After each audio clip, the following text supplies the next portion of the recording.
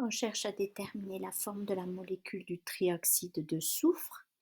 Donc, en établissant le diagramme de Lewis, 6 électrons de valence pour le soufre et 6 électrons de valence pour chaque oxygène. Donc, il y a 24 électrons de valence à placer.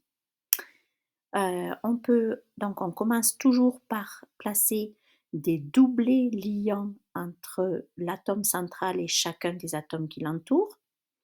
Et ensuite, on peut placer les électrons restants en tant que doublés non liants sur les oxygènes. Alors, ce n'est pas le meilleur diagramme de Lewis, puisque ici, on a 3 charges négatives, une sur chaque oxygène, et donc le soufre possède 3 charges positives. Ce qui montre que ce n'est pas le meilleur des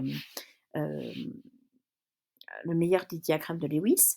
De plus, la différence d'électronégativité entre le soufre et l'oxygène est inférieure à 1.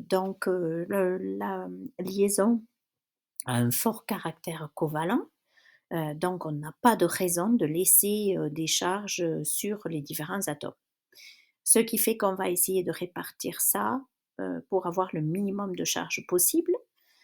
Donc, on peut faire basculer un doublé non liant de chacun des oxygènes en tant que doublé liant. Donc, ça donne cette fois-ci ce diagramme de Lewis qui ne comporte plus aucune charge. La règle de l'octet est vérifiée pour chacun des oxygènes. Elle ne l'est pas pour le soufre, cependant. Donc, en fait, le soufre ne suit pas dans ce cas la règle de l'octet. Mais il ne comporte pas ici de doublé non liant, donc la formule générique est AX3, ce qui fait que la molécule est trigonale planaire.